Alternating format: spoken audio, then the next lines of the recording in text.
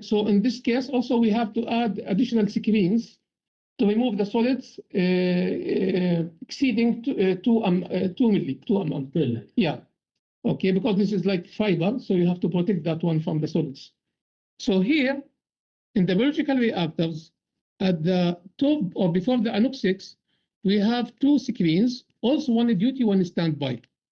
So this connected from the discharge of the balancing pump, phase 3. So balancing pump phase 3, this is the one from the equalization, discharge to this rotary drum screen, duty standby, and it will goes to the anoxic tank distribution chamber.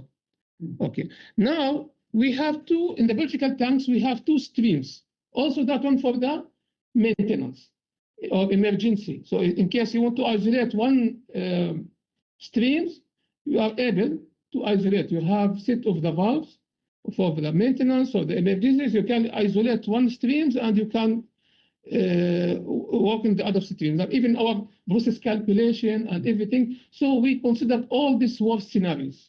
That in case you have maximum load, average load, maximum temperature, minimum temperature, N-1. So we have like 6 scenarios implemented here to make sure this plant will work at worst scenario.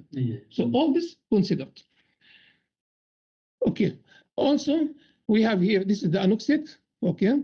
So the flow coming from the anoxic after screening, removing the solids more than 20 mm, it will go to the anoxic. This is anoxic for the denitrification process to release the nitrates after the biological treatment.